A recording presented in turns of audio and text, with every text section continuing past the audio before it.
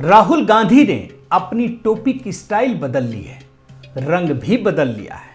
अब उन्होंने भगवा रंग धारण कर लिया है। लेकिन याद कीजिए, पहले उनका स्टाइल क्या था। पहले गोल टोपी पहनते थे, हिजाब पहनी हुई महिलाओं के साथ घूमते थे, नमाज पढ़ते थे। लेकिन फिर अचानक एकाएक ऐसा क्या हो गया कि भारत जोड़ो यात्रा के दौरान उनका भगवा अवतार सामने आया है। अब इसमें तो ये सवाल उठेंगे ना कि उनकी सोच भी बदली है या सिर्फ पहनावा बदला है, उनके अंदर की भावनाएं बदली है या ये जो तस्वीर आ रही है सिर्फ वही दिखावे के लिए है। वैसे एक बात मैं जरूर कहूंगा कि ये भारत जोड़ो यात्रा के बाद अब बहुत कुछ ऐसा होने वाला है जिससे आपके सामने कई सारे खुलासे होंगे जो आज मैं इस वीडियो में करूंगा। लेकिन इतना याद रखिए कि आने वाले दिनों में राजनीति का जो एंटरटेनमेंट है ना, जो गायब हो गया था, अब वो फिर से दिखने वाला है। साथियों नमस्कार, मैं हरिश्चंद्र बर्णवाल। आज के इस वीडियो में राहुल गांधी की टोपी के भगवाकरण की चर्चा करूंगा और उसके वजहों को भी बताने की कोशिश करूंगा। आप सब जानते हैं कि राहुल गांधी इस समय भारत जोड़ो यात्रा में लगे हैं और ये भी जानते हैं कि जब इस समय पूरा देश, पहले हिमाचल प्रदेश चुनाव, फिर गुजरात चुनाव और अब दिल्ली एमसीडी चुनाव में व्यस्त है, तो राहुल गांधी पर यह भी बात उठ रही है ना कि पता नहीं वो कौन सी भारत जोड़ो यात्रा कर रहे हैं जिसका चुनाव से कोई लेना देना ही नहीं है। आखिर वो कौन सी यात्रा है, कहीं वो बचने के लिए तो नहीं कर रहे हैं। लेकिन खैर, इस भारत जोड़ो यात्रा में लोगों की नजर पड़ सके, मीडिया में कोई ना कोई खबर पैदा हो सके, इसके लिए कितनी सारी चीजें की जा रही हैं, ये तो हम सब जानते हैं। लेकिन फिर यात्रा के 66 दिनों के बाद कांग्रेस के आधिकारिक ट्विटर हैंडल से राहुल गांधी की एक तस्वीर शेयर की गई और इस तस्वीर पर दोस्तों जैसे ही लोगों की नजर पड़ी, सब भौंचक्के रह गए क्योंकि राहुल गांधी ने भगवा टोपी पहन रखी है। आप देख लीजिए ये तस्वीर, और ठीक ये वैसी ही टोपी है जो भारतीय जनता पार्टी के कार्यकर्ता, नेता या फिर हिंदुत्ववादी विचारधारा वाले लगाते हैं। लेकिन इस तस्वीर के साथ एक और खबर आई और ये बड़ी दिलचस्प खबर है जिसका लोग बेसब्री से और उनके कई कहते हैं ना मीडिया वाले जो बिल्कुल उनकी चिरौरी करने में लगे रहते हैं। तो राहुल गांधी जो हिमाचल प्रदेश नहीं गए थे चुनाव प्रचार के लिए, अब वो गुजरात में चुनाव प्रचार के लिए जाने वाले हैं। भारत जोड़ो यात्रा को बीच में एक ब्रेक देने वाले हैं। अब इस खबर ने इस रहस्य को खत्म कर दिया कि राहुल गांधी की ये तस्वीर क्यों पोस्ट की गई है, क्यों उन्होंने भगवा टोपी पहनी है। यानी अब साफ हो गया है कि राहुल गांधी गुजरात में चुनाव प्रचार के लिए जाने वाले हैं, इसलिए उनके भगवा अवतार को पेश किया गया है। यही नहीं, राहुल गांधी से जुड़ी हुई एक और खबर सामने आई, ये भी आप देख लीजिए। गुजरात चुनाव जब अपने चरम पर होगा तब यानी 1 दिसंबर को वो महाकाल मंदिर में दर्शन करने वाले हैं और इस बार वो अपनी बहन प्रियंका वाड्रा को भी लेकर जाएंगे ताकि मीडिया में एक अच्छा माहौल बन सके, क्योंकि मीडिया वाले भी तो ऐसी चीज़ों को पकड़ना चाहते हैं ना। ये भी याद रखिए कि ये जो गुजरात चुनाव है उस दौरान ये जो भारत जोड़ो यात्रा है उसकी तैयारी ऐसी की गई, उसका रूट बदला गया ताकि राहुल गांधी इस दौरान जब गुजरात चुनाव अपने चरम पर होगा तब वो मंदिर जाएंगे और महाकाल लोक का क्रेडिट लेने की भी कोशिश करेंगे। अभी तो आपने देखा था ना, प्रधानमंत्री मोदी जब वहां पहुंचे तो कितनी भव्यता और दिव्यता के साथ उज्जैन में महाकाल मंदिर जो पूरा कॉरिडोर है वो तैयार किया गया है। लेकिन कांग्रेसी उसका क्रेडिट लेना चाहते हैं। हालांकि उस समय एक खेल हो गया राहुल गांधी के साथ, क्योंकि मंदिर प्रशासन ने यह फैसला किया कि अब महाकाल लोक में कोई भी तस्वीर नहीं ले पाएगा। अब ये तो जाहिर तौर पर अब राहुल गांधी महाकाल लोक जाएंगे प्रियंका वाड्रा के साथ और कोई तस्वीर ही नहीं आएगी तो मज़ा कैसे आएगा। और ये तो वो लोग हैं जो तस्वीर के सहारे ही सारी राजनीति करते हैं। अभी भी जो ट्विटर पे डाला गया है वो तस्वीर के लिए ही तो किया गया है। और एक चीज़ मैं ज़रूर कहना चाहूँगा इन परिस्थितियों में, एक कहानी आपको सुनाता हूँ कि एक जंगल में एक सियार शेर की खाल ओढ़कर लोगों के बीच पहुंच गया। लोगों मतलब अपने टीम के बीच, सियारों के बीच पहुंच गया। तो सारे सियार डरने लगे कि अरे ये तो शेर है। तो वो तो बड़ा चौड़े होकर घूमता था वो सियार।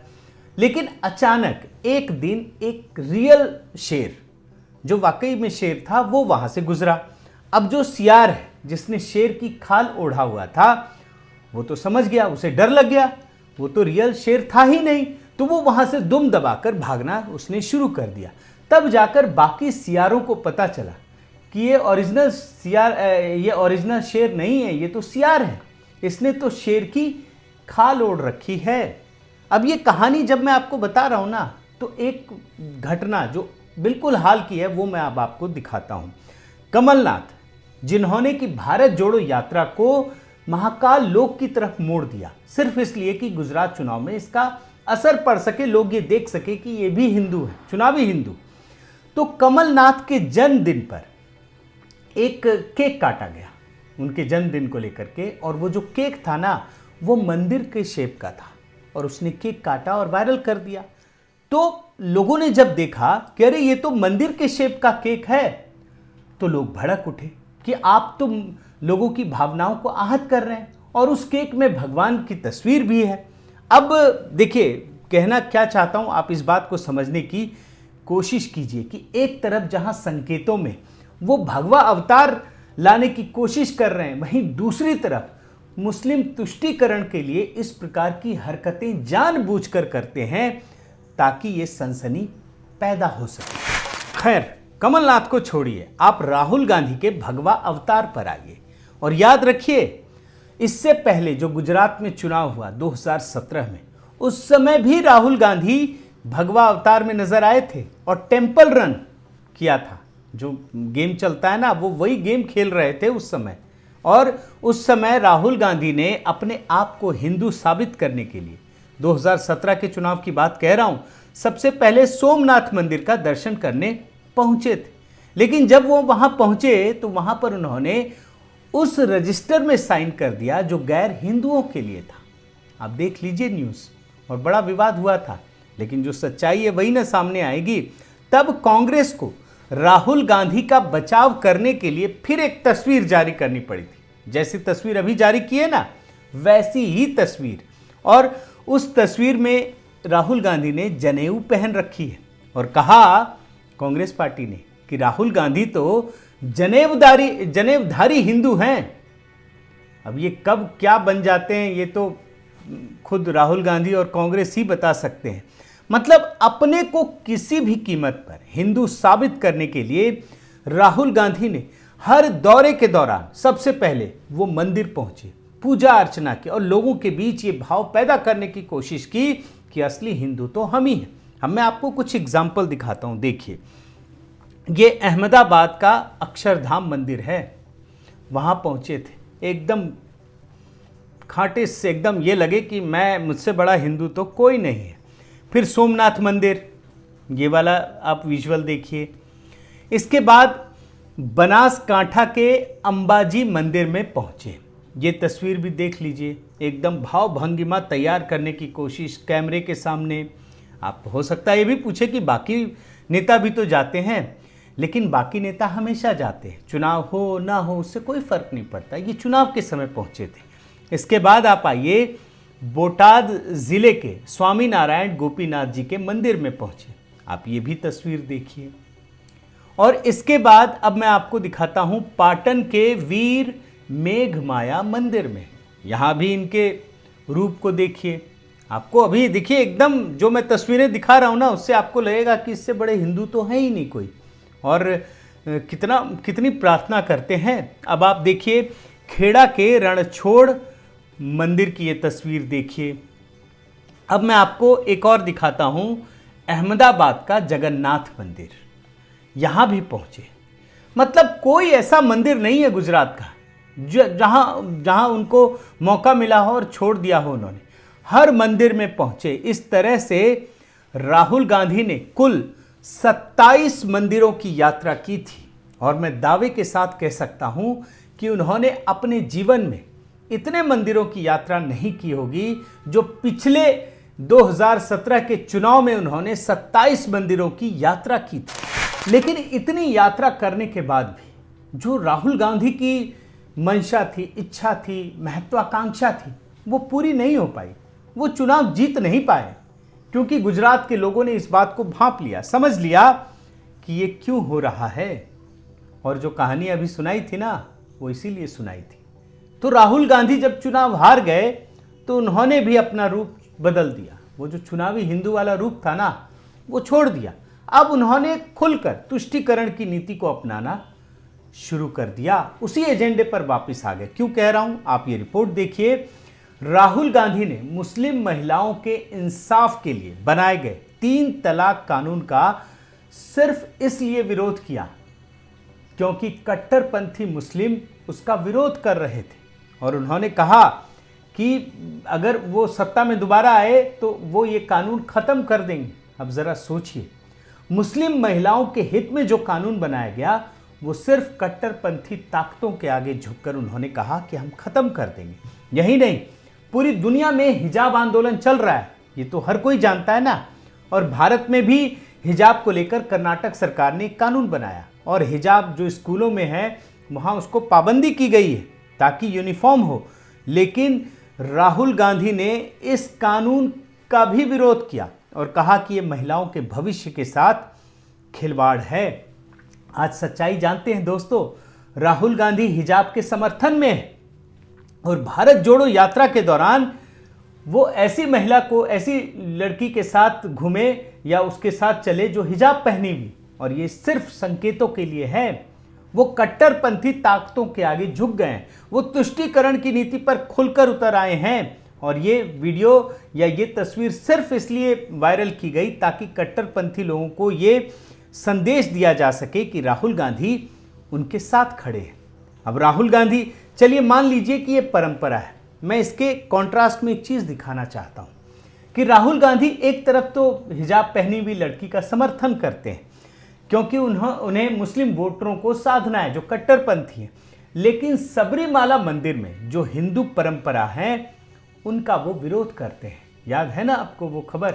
अब इसके बारे में मैं विस्तार से बताऊंगा तो लंबा हो जाएगा, लेकिन आप देखिए, एक तरफ वो हिजाब का समर्थन और दूसरी तरफ सबरीमाला मंदिर में वो परंपरा का खुलेआम उल्लंघन करते हैं।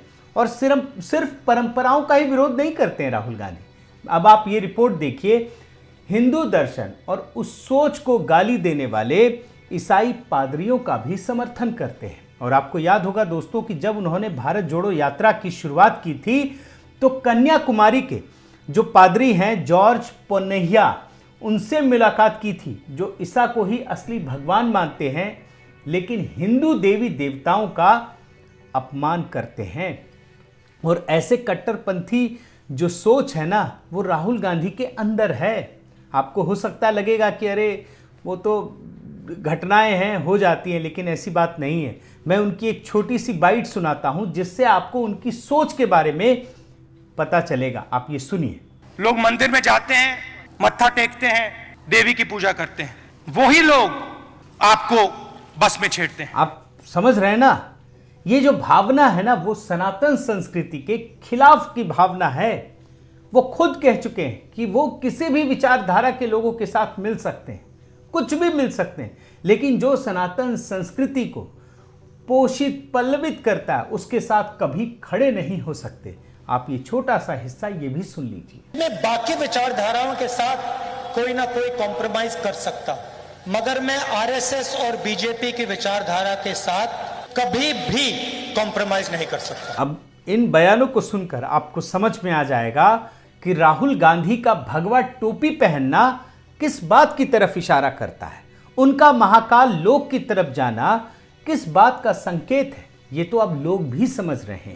साथियों, राहुल गांधी और उनकी परिवारवादी पार्टी ने आजादी के बाद से भारत के लोगों को उसकी आत्मा से दूर करने के लिए धर्मनिरपेक्षता का जाल बिछाया।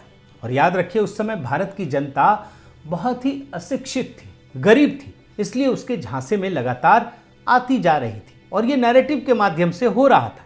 लेकिन आज का भारत जो मोदी काल का भारत है, वो आगे बढ़ रहा है। ये न्यू इंडिया है जिसमें लोग इस नैरेटिव को, जो कांग्रेस की जो धर्मनिरपेक्षता की कोशिश है, वो जाल है, उसे समझ रही है। और यही वजह है कि ये जाल इस समय टूट रहा है, बिखर रहा है और लोगों की भावनाएं प्रखर होकर सामने आ रही हैं। और इन परिस्थितियों में राहुल गांधी जब तस्वीरों के माध्यम से और इन वीडियो के माध्यम से मंदिर जाकर जो भावनाएं प्रदर्शित करना चाहते हैं, वो लोग तो अच्छी तरह से समझ रहे हैं। और यही वजह है कि पिछले कई चुनावों में वो सिर्फ और सिर्फ नाकाम सिद्ध हो रहे हैं। बहुत बहुत धन्यवाद। आपसे निवेदन है साथियों कि आप मेरे इस चैनल को अवश्य शेयर करें, सब्सक्राइब करें, लाइक करें और इस बेल आइकन को भी प्रेस करना मत भूलें। साथ ही दोस्तों, जो शॉर्ट वीडियो का संस्करण है उसकी भी आपको याद दिला रहा हूँ, उससे भी जुड़िए और अपना प्रेम यूं ही देते रहिए। बहुत बहुत धन्यवाद। नमस्कार।